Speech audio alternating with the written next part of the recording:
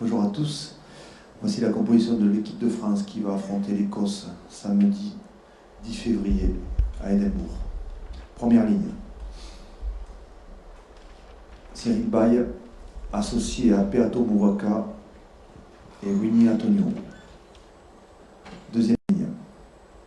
Cameron Woki, associé à Paul Gabriel. Troisième ligne. François Cross, Charles Olivon et Greg Aldrit, capitaine. À charnière, Max Lucu, associé à Mathieu Jalibert. Au centre, Jonathan Danty, Gaël Ficou.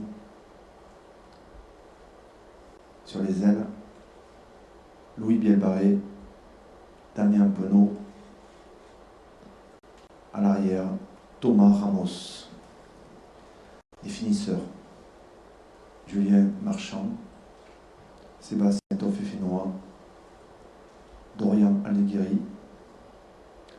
Pour Solo Tulagi, c'est l'occasion de saluer son club formateur Perpignan, ses éducateurs et sa famille qui l'ont accompagné jusqu'à ce maillot de l'équipe de France de rugby. Alexandre Roumat, c'est l'occasion de saluer les éducateurs du club d'Ossegor et bien sûr sa famille qui l'a accompagné jusqu'à ce maillot. Paul Boudéan, Nolan Legarec et Yoran Moefana. Les joueurs supplémentaires, Gaëtan Barlot, Thomas Lacaya, Mathias Alagaoud, Léo Barré et Mathis Level. Pour les questions, s'il vous plaît, veuillez vous présenter et présenter votre média. Bonjour messieurs, Romain Bergogne à l'équipe. Vous avez fait le choix de commencer avec Peato au talon sur ce début de tournoi et avec Julien pour finir. Je voulais savoir pourquoi et je voulais savoir à quel point ces deux-là se tirent vers le haut dans leur concurrence. Merci pour la question. Je vais commencer par répondre et après je passerai la main à William.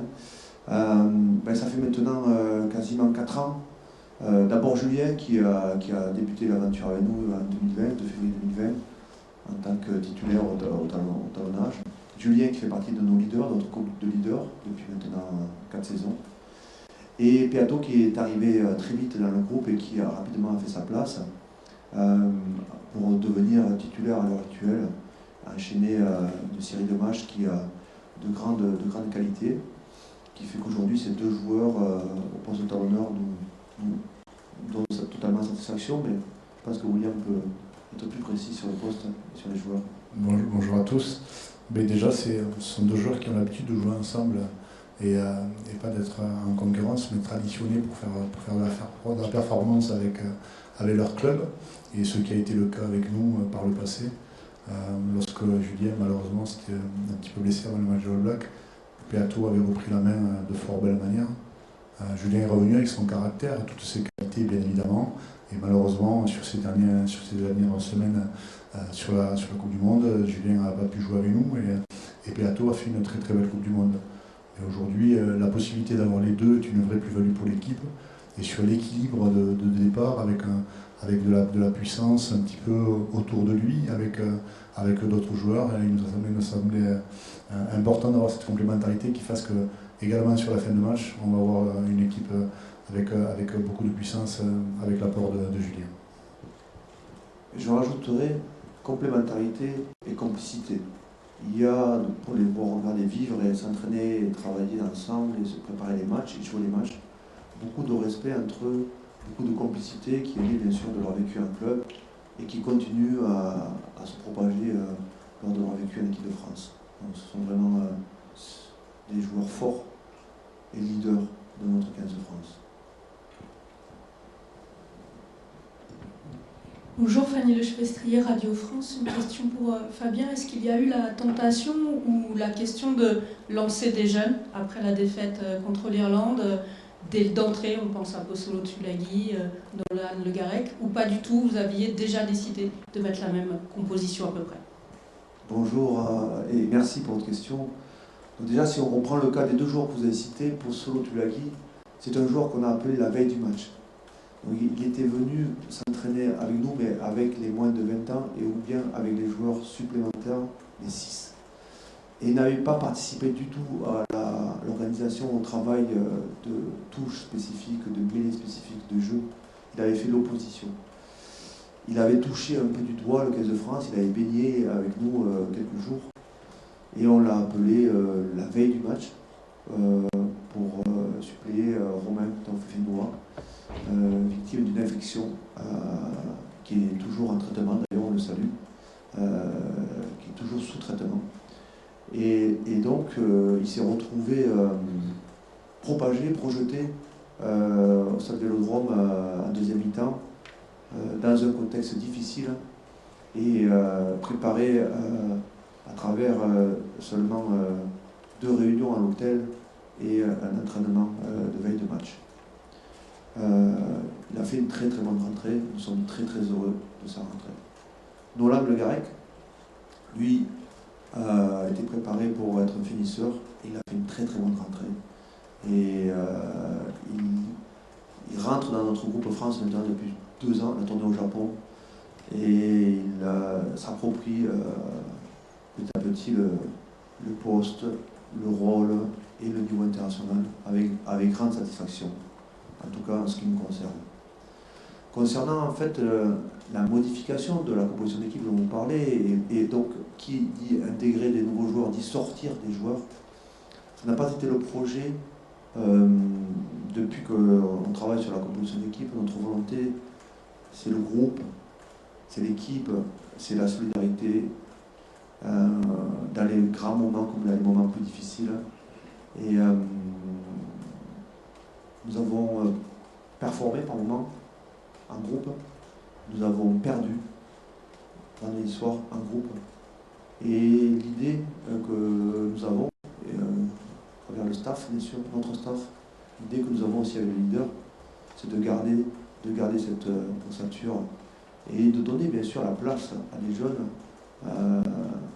dans le coaching, et aussi comme pour Solo Tulagi sur blessure, puisque concernant le poste de second milieu droit, je vous rappelle que ce qui s'est passé dans la préparation du match face à l'Irlande, c'est d'abord un forfait de Meafou avant le rassemblement, le dimanche soir, un forfait de Thibaut Flament quelques jours auparavant, quelques semaines auparavant, puis un forfait de Romain Tanfenois la veille du match, et ensuite un carton rouge sur le même poste de Paul Villemc. Cela a propulsé et accéléré l'intégration de Postolo Tulagi dans le 15 de France. Mais il faut se préparer à notre niveau à ce type de fait de vie, fait de jeu. Est-ce que tu veux rajouter quelque chose sur les secondes lignes, puisque c'est aussi ton domaine? Non, bien sûr, on a tous pu voir lors de sa participation à l'entraînement du jeudi avec les 6, les qualités de Postolo Tulagi par exemple, mais l'intégration d'un jeune joueur aussi rapidement sur une veille de match et rentrer dans le jeu n'a pas été, je pense, le plus facile pour lui, mais malgré tout, il a su relever le challenge et rentrer dans ce collectif. Vous parliez tout à l'heure d'équipe, mais c'est vrai que la notion d'équipe pour nous est très importante. Le collectif est très important, mais que pour que les joueurs soient en confiance, il faut leur témoigner de la confiance. Et en leur témoignant cette confiance, aussi aujourd'hui, on sait que la notion de groupe sera encore plus importante sur les rencontres à venir. Bonjour messieurs, Winnie Claret au fond pour RMC Sport. Fabien, après le match, juste après au Vélodrome, on sentait que vous étiez touché, mais c'était trop dur de faire l'analyse à chaud. Est-ce que pendant la semaine, on sait que Thomas Ramos nous a dit que vous étiez dit vos vérités, mais comment vous avez senti votre vestiaire, votre staff? Est-ce que vous avez été marqué par cette défaite face à l'Irlande? Nous sommes des compétiteurs et nous nous préparons pour gagner tous les matchs que nous préparons. Ce match, nous sommes préparés pour le gagner. Nous avons chuté, nous avons perdu, nous avons été battus. Dans le vestiaire à chaud, c'était pas le temps de l'analyse, c'était le temps de la solidarité. Vous savez, dans ces moments-là, on s'appuie sur les valeurs du rugby, de notre sport. Les valeurs du rugby, c'est la solidarité, c'est le courage, c'est l'engagement. Dans les grands moments, mais aussi dans les moments difficiles. Dans ce vestiaire, après le match, bien sûr, l'instant était difficile à vivre. Il le sera pour chaque défaite. Et c'est pas ce que nous cherchons la victoire, nous nous préparons pour la victoire. Il y avait un sentiment, il y avait des émotions qui étaient partagées collectivement. Et le groupe, la notion de groupe avait à ce moment-là beaucoup d'importance. C'était le cas le lendemain aussi. Et dès que nous sommes remis au travail, d'abord avec le staff, le dimanche, nous avons parlé de ça. Puis avec les leaders, nous avons parlé de ça. Puis avec les joueurs, nous avons parlé de ça. Et nous avons pris le temps de partager ces émotions, de partager ces sentiments qui sont tout à fait normales, qui sont tout à fait humaines. Mais les valeurs du rugby, les valeurs de notre sport nous apprennent aussi à être plus forts ensemble. Je reparle de solidarité, je reparle d'engagement et de courage. Et dès le lundi, dès que nous sommes projetés sur le match de samedi, c'était vraiment un grand bonheur, une grande joie que de retravailler sur l'analyse du match, ce qui avait marché, ce qui n'avait pas marché. Beaucoup de choses n'ont pas marché. À 14, je le répète, avec un joueur qui n'avait jamais participé aux entraînements au milieu, pas qu'il d'avant. Mais surtout, le grand bonheur, c'était de faire rappel à la notion de groupe, à la notion de confiance. William l'a dit, il faut que les joueurs sentent notre confiance, et nous sentons aussi leur confiance. Évidemment, quand tu perds, tu fais une autocritique, et franchement, si nous sommes là aujourd'hui, avec notre parcours, si les joueurs sont là avec leur parcours, c'est parce que nous avons été toujours très exigeants envers nous-mêmes et toujours très critiques envers nous-mêmes. Donc, cette économie, nous ne la faisons pas. Mais nous la faisons collectivement. Ce travail, il est collectif. Il est tourné vers une seule chose, c'est faire gagner l'équipe de France. Et faire regagner l'équipe de France.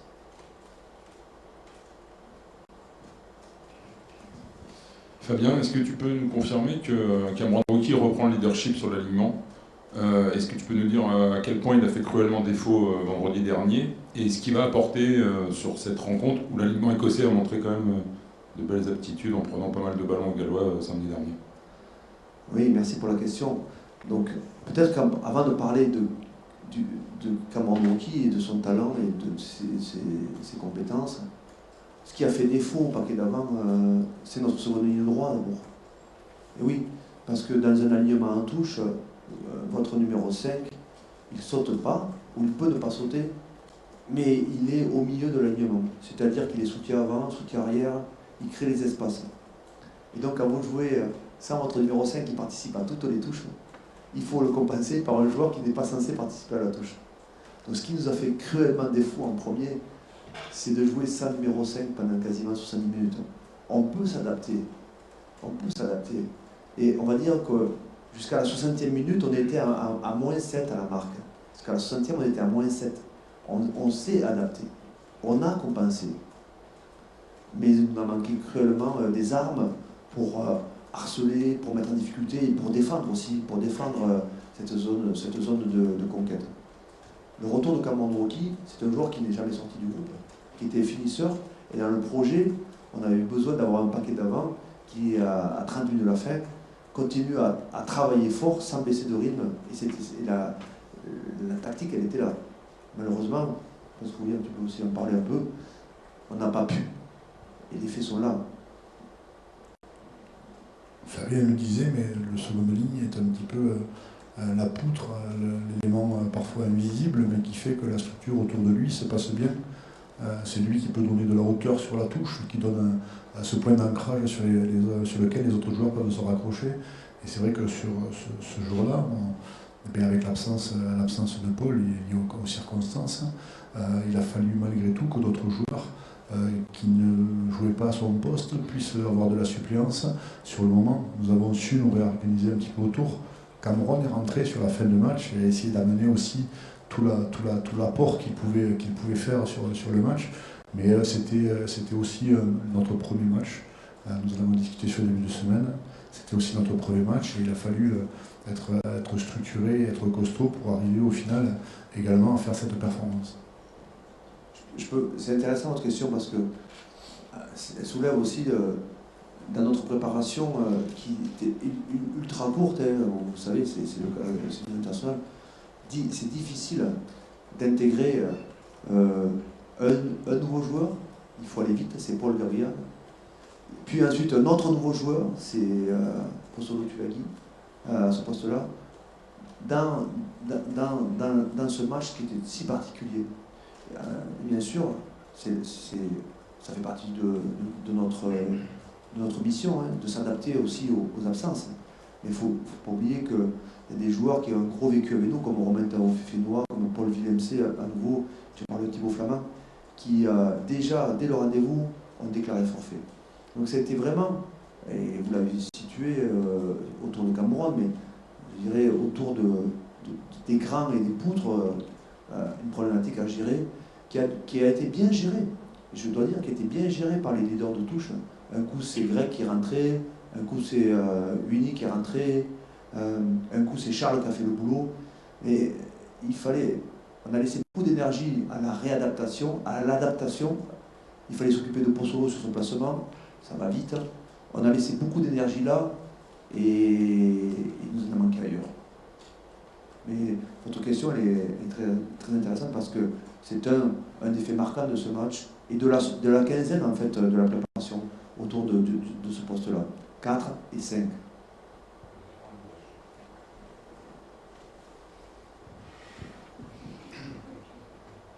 Fabien.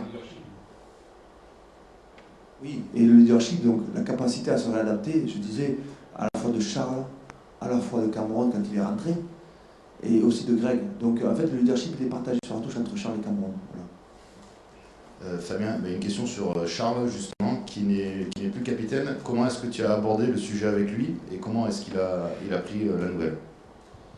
On en a parlé un petit peu, j'en ai parlé lors d'une précédente conférence de presse, mais c'est bien de revenir là-dessus. Si je dois dire les choses, quand je l'ai appelé, comme je fais toujours avec les leaders, c'est d'abord un retour et puis un partage, un retour d'expérience et une projection. Et très vite, je lui ai dit que nous, le staff, nous envisagions, avec le retrait d'Antoine, de modifier le leadership, de le faire évoluer, pas de le changer. C'est toujours 6 joueurs qui aujourd'hui travaillent sur le leadership. Je les ai déjà cités. Max Lucu et Thomas Ramos sont rentrés pour remplacer Antoine et Anthony. On salue Anthony, puisque je pense qu'il se fait opérer demain, c'est ça? Aujourd'hui, jeudi, c'est ça. Donc on salue une pensée pour Anthony qui se fait opérer d'un croisé. Très forte de la part de nous tous, hein, du groupe France. Il y a son père, Jérôme, qui est derrière lui et qui l'accompagne, et la famille. Donc sur le leadership, on a reconstitué le groupe et à la fois la volonté de notre staff, mais aussi la volonté aussi de notre groupe de leaders de faire bouger les lignes sans remettre en question le leadership d'une personne ou de l'autre, parce que Charles a été un capitaine et sera un capitaine sûrement exemplaire. Et c'était bien de donner là aussi la chance à Greg qui émerge, qui est présent avec nous depuis 4 ans et qui a accompagné Charles, qui a accompagné Antoine. Et en fait, ce qui s'est passé tout naturellement dans ce travail-là, c'est d'abord la volonté de Charles d'échanger avec Greg, et ça je ne pourrais pas vous dire dans l'intimité ce qu'ils se sont dit, mais dès que j'en ai parlé avec Greg, bien sûr il était très heureux, mais de suite il m'a dit je vais parler avec Charles. Et là aussi je ne pourrais pas rentrer dans l'intimité de ce qu'ils se sont dit. Et ce que je peux voir, ce que j'ai pu voir dans la préparation, mais surtout j'ai vu ça le lendemain et les jours à venir. J'ai vu Charles à côté de Greg lors des réunions. J'ai vu, lorsqu'on a travaillé par petits groupes, j'ai vu Charles à côté de Greg. J'ai vu Charles s'occuper de Greg, par exemple, il y avait des tâches spécifiques sur le leadership et sur le capitanat. C'est Charles qui a pris certaines tâches pour libérer Greg d'autres tâches. Je vous parle des valeurs du rugby, qui sont la solidarité, qui sont l'engagement. Là, dans la relation de ces 2 joueurs, je la ressens et je la retrouve. Mais ça serait intéressant de leur poser la question aussi directement. parce qu'ils ont sûrement des belles choses à partager avec vous. Oui, bonjour, Olivier François, Les Parisiens. Fabien, est-ce que tu penses que ton discours aujourd'hui passe aussi bien auprès des joueurs qu'avant la Coupe du Monde? Et est-ce qu'il faut le faire évoluer? Moi je dirais, nous passons beaucoup de temps à travailler ensemble sur la notion de discours, c'est la notion de leadership. Et le leadership, c'est notre premier cercle dans le staff. Nous passons beaucoup de temps à travailler ensemble. C'est ensuite le staff lui-même, c'est ensuite le leader, et ensuite c'est notre groupe. Il me semble que, au-delà d'un discours, c'est plus une méthode et incarner une mission, une volonté de gagner qui nous anime. Ma pensée, pour répondre à vous, je dirais que encore plus fort, je dirais encore plus intense, et encore plus puissant. Dans ces moments-là, la notion des valeurs que j'ai déjà citées, de ce jeu, nous donne encore plus de force. Nous sommes souvent construits, si on prend chacun de nous, mais dans le staff, mais aussi les joueurs, dans la victoire, mais aussi dans la difficulté. Et c'est souvent dans la difficulté qu'on trouve des ressources encore supplémentaires pour être plus performant, pour être meilleur. Notre chemin ne ressemble pas à un long fleuve tranquille. Il n'y a aucun des joueurs, aucun membre du staff qui a connu une allée bien ombragée pour arriver ici. Et aujourd'hui, nous rencontrons clairement un moment difficile. C'est là que nous faisons corps, nous faisons groupe, et je répète, le plaisir que j'ai à partager avec mon staff, notre groupe de leaders, plus qu'un discours, une méthode et une volonté collective. Peut-être en parler à l'univers aussi. Un petit peu à l'image, vous parliez de Charles tout à l'heure, de Greg qui est accompagné par Charles, un petit peu à cette image-là. Charles est un joueur, un leader de notre groupe qui était capitaine, mais qui reste capitaine au quotidien, qui tous les jours s'entraîne de la plus belle des manières qui soit, en accompagnant pas que Greg qui est capitaine, mais en accompagnant tous les joueurs qui sont sur le terrain, et à son investissement, on se rend bien compte qu'il n'y a aucun souci. C'est un petit peu la même chose au niveau du discours et de la méthode, à partir du moment où Fabien nous donne une voix, une orientation. Son message a été également suppléé par tout le staff, par toutes les personnes qui sont devant, et il est également suppléé par les joueurs leaders. Et en fait, c'est une sorte de maillage en donnant une voix à laquelle nous participons tous. Nous participons tous à l'orientation qui est donnée par notre chef de file, bien évidemment, qui est Fabien. Mais à l'intérieur, nous avons tous des responsabilités, nous transmettons tous ce message qui fait que ce message-là n'est pas que d'une seule voix, que d'un seul porteur, mais retranscrit à tout le monde par l'intégralité du groupe. Bonjour Fabien, Baptiste de Dieu pour l'AFP. Est-ce que tu peux nous expliquer le retour de Louis dans le 15 de départ, et est-ce que, à l'image de Cameron, ça s'inscrit dans une transition par rapport à la semaine dernière où vous nous aviez parlé d'intensité combattue face à l'Irlande? Est-ce que là, du coup, on est plus dans l'intensité courue? Oui, alors des choix qui avaient été faits, notamment sur le début de match, parce que n'oublions pas qu'une feuille de match, c'est 23. Il ne faut pas s'arrêter à 15 joueurs qui débutent le match. Ceux qui le gagnent le match, c'est les finisseurs. N'oublions pas qu'à la 60e, alors qu'on avait coaché depuis maintenant 10 minutes, on était à 7 points. Donc, ceux qui gagnent le match, la responsabilité qu'ont ces joueurs-là, il faut la mettre en valeur, il faut les mettre en avant. Donc, être un finisseur, c'est surtout pas être relégué, entre guillemets, c'est surtout prendre une responsabilité supplémentaire. En tout cas, nous voyons les choses comme ça. Dans le rugby d'aujourd'hui, me semble-t-il, il y a beaucoup de matchs qu'on gagne ou qu'on perd à la fin. C'est rarement joué avant la 60e, la 70e. Nous, on travaille sur des scénarios 77-30, donc sur les 50 matchs qu'on a joués maintenant depuis 4 ans et plus, il y a beaucoup de matchs qu'on a gagnés et perdus dans ces moments-là. Donc, l'importance de Louis, le repositionnement de Louis, c'est un joueur qui d'abord apporte de la vitesse, un autre profil que Yoram, a l'habitude de jouer à l'aile et couvre aussi le poste d'arrière. Thomas Ramos couvre le poste de 10. Et l'importance de Yoram, qui devient finisseur, c'est qu'il couvre 4 postes.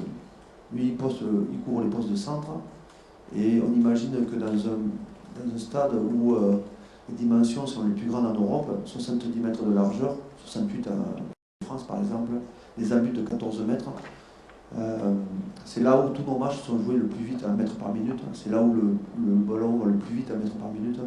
On imagine qu'on aura besoin d'un apport de puissance supplémentaire, et on ne sait pas où, au poste d'ailier, au poste de centre, sur le scénario probable du match. Sachant que souvent les scénarios, on essaie d'en travailler plusieurs parce qu'on ne connaît pas. Et donc c'est là que Yoram va nous apporter toute sa palette en fait. Il peut jouer au centre, différemment premier ou second, intérieur ou extérieur, et il peut jouer aux ailes. Dernière question.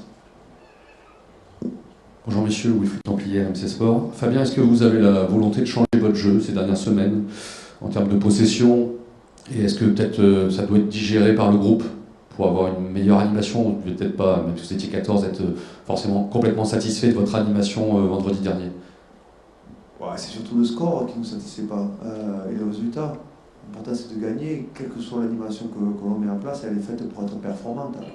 Et une fois de plus, je vous dis, l'image que vous savez, un match quand il est raté, ou quand il est perdu, plus vous le regardez, plus il est raté, plus il est perdu. Mais ce n'est qu'un match. Prenez un autre match réussi, plus vous le regardez, plus il est réussi, et plus il est gagné. Donc, et c'est comme ça. Donc l'idée c'est de travailler, je vous dis, d'être très exigeant avec nous, d'être très dur avec nous sur la qualité de notre rendu, et surtout de basculer sur un autre match que l'on veut plus réussi. Et c'est vrai que la question de la possession et des possessions, sur ce match-là, je ne suis pas certain qu'elle se pose là. Ce match-là, c'était la capacité déjà à exercer de la pression sur l'équipe adverse à partir déjà du début de l'action. Et je dois dire qu'on a eu beaucoup de choses à gérer dès la conquête et la reconquête du ballon, avant de pouvoir se lancer de manière collective sur une stratégie avec ou sans le ballon. Merci. Merci.